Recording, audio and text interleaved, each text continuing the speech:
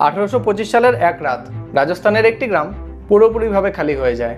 প্রায় 1500 জন গ্রাম বাসিন্দার এই গ্রামটি আর আগের মতো থাকে না। শুধু পড়ে থাকে তাদের খালি ঘর, খোলা মাঠ এবং তাদের আড্ডার জায়গাগুলি। তো এটা আপনাদের মনে প্রশ্ন জাগাতে পারে, কেন, কি এমন হয়েছিল যে গ্রামবাসীরা এক রাতে সবাই পালিয়ে গেল? কোনো ন্যাচারাল ডিজাস্টার নাকি কোনো ভৌতিক ঘটনা? আসল সত্যিটি কি? তো আসুন আজকে আমরা এই ভিডিওতে এমনই কিছু মিস্টিরিয়াস এবং ভৌতিক ঘটনা সম্পর্কে জানবো যা আপনাদেরকে আরো বেশি কিউরিয়াস করে তুলবে। ভিডিওটি শেষ অবধি দেখুন।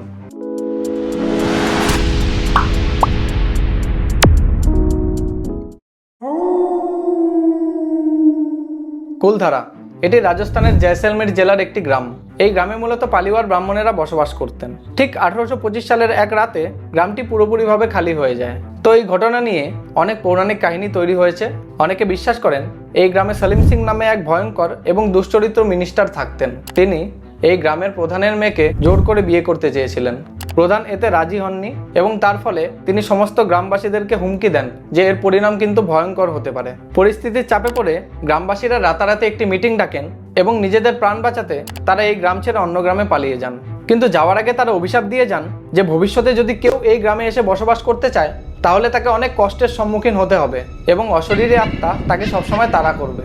আবার অনেকে এটাও বিশ্বাস করেন যে সলিম সিং এই গ্রামে ট্যাক্সের পরিমাণ এতটাই বাড়িয়ে দিয়েছিলেন যে গ্রামবাসীদের পক্ষে সেখানে সার্ভাইভ করা খুবই দুষ্কর হয়ে পড়ে এবং এই কারণেই তারা সেই গ্রাম থেকে অন্য গ্রামে চলে যেতে বাধ্য হন। সায়েন্টিফিক রিসার্চেও এই গ্রাম নিয়ে অনেক মতভেদ রয়েছে। 1990 সালের এক গবেষণায় বলা হয়েছে যে প্রচণ্ড খরার কারণে এই গ্রামে যত কুয়ো ছিল তার জল শুকিয়ে যায় এবং এই কারণেই গ্রামবাসীরা অন্য গ্রামে চলে যেতে বাধ্য হন। আবার 2017 সালের এক গবেষণায় রিসার্চাররা বলেছেন যে এক ভয়ঙ্কর ভূমিকম্পের কারণেই এই গ্রামটি জনশূন্য হয়ে পড়ে। তবে এখনও বেশিরভাগ লোকই সেই অভিশাপের কথাটিই বিশ্বাস করেন।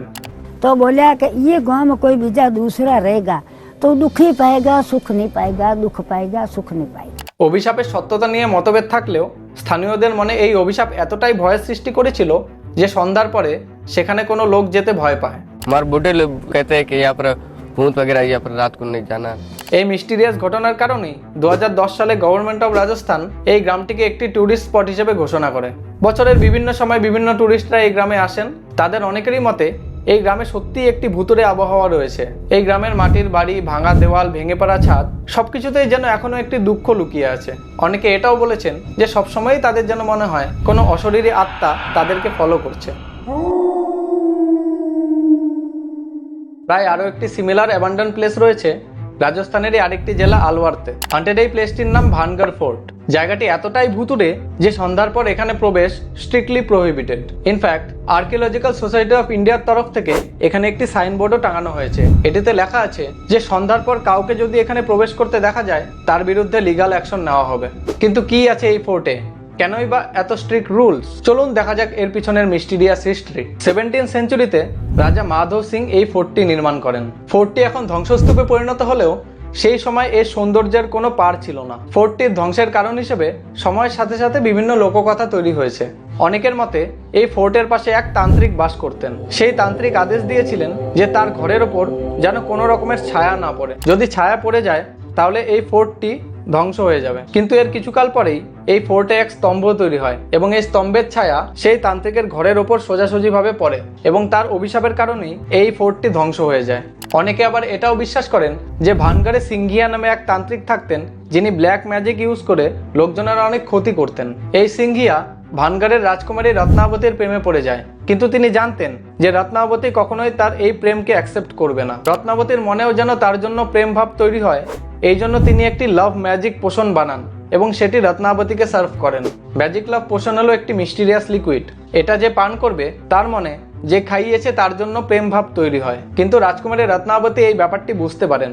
এই পোষণের পাত্রটি তিনি একটি বড় পাথরের দিকে ছুঁড়ে মারেন। এই পাত্রের আঘাতে সেই বড় পাথরটি সিংঘিয়ার দিকে ধেয়ে আসে এবং তাকে পিষে দেয়। মৃত্যুর আগে সিংঘিয়া অভিশাপ দিয়ে যান যে ভানগড় ফোর্ট পুরোপুরিভাবে ধ্বংস হয়ে যাবে এবং এর বাসিন্দারা ধীরে ধীরে মারা যাবে।